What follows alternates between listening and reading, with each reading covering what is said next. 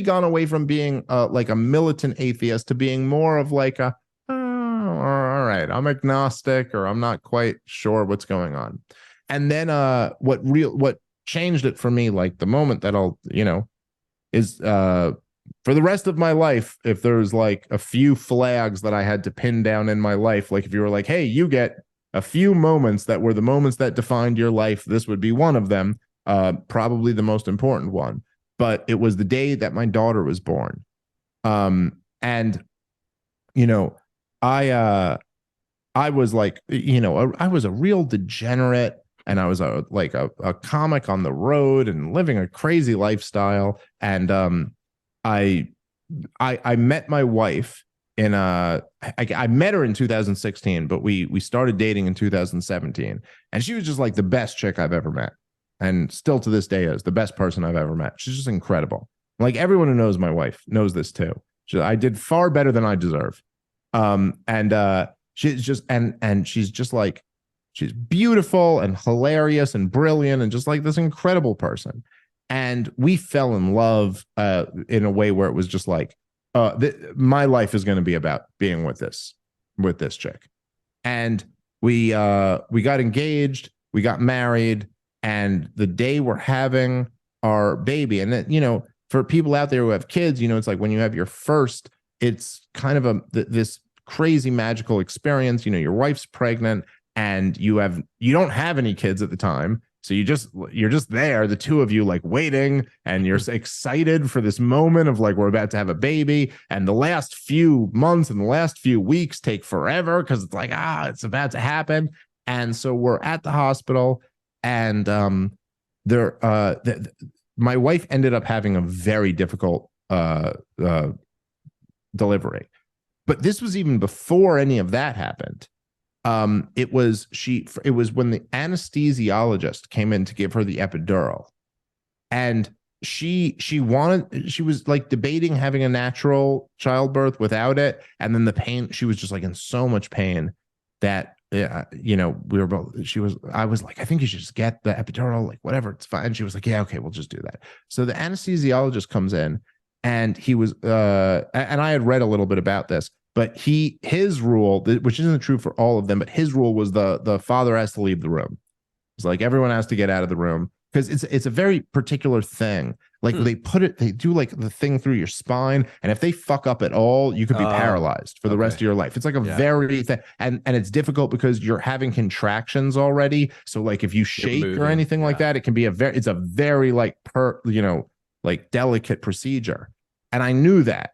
And the last thing he needed you to go, anything like that could cause a problem. So he's like, let's just not even have the problem. He wasn't wrong for doing this. Like, no, I get it. Yeah. I get where he's coming from. But so he was like, okay, you have to leave the room.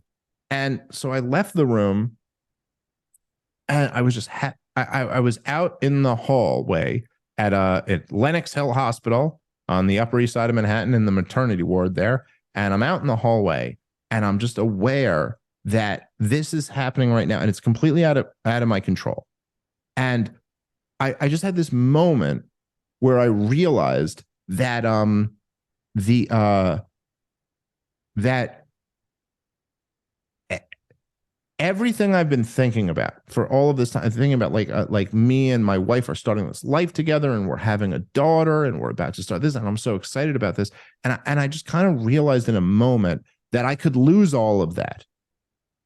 Like that all of that, maybe none of this happens. You know what I mean? Like maybe something horrible happens here, and that I could walk out of this hospital with no one.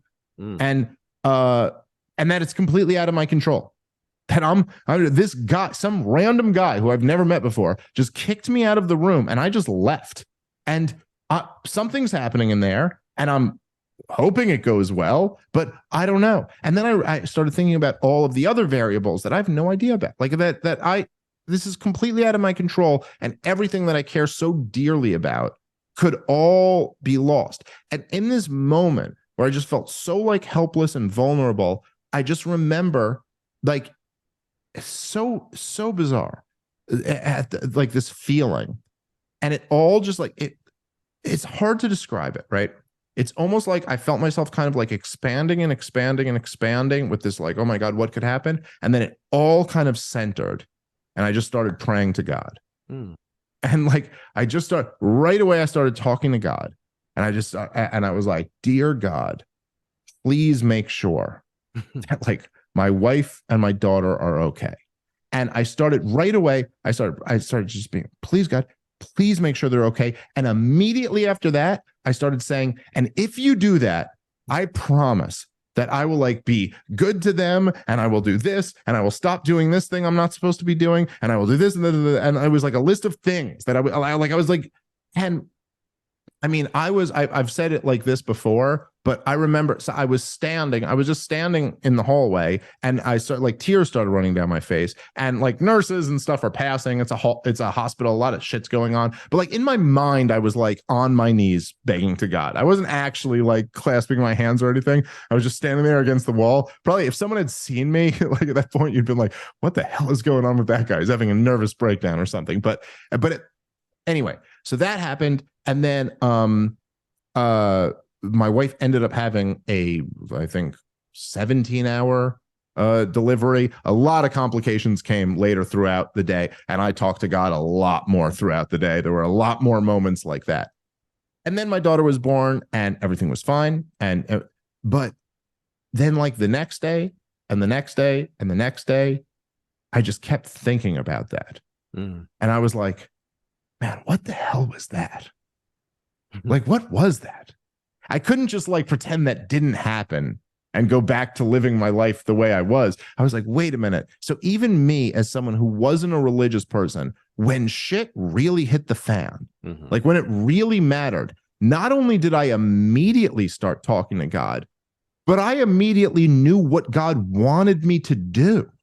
Like I knew what he wanted me to do, and all the things that he wanted me to do, or all the things that I was offering in return in this negotiation, were like just being a better person, like being good to my wife, being good to my kid, settling down, being good to my friends, being more responsible, like all of these things, and that just stuck with me. It couldn't get out of my head that I was like, wait, what is that? How do you logically explain that I in the moment of crisis, I not only speak to a higher power that I was never conditioned to believe in, and not only that, but like imagine negotiating with someone and negotiating with them, and your bargaining chip is I'll be a better person.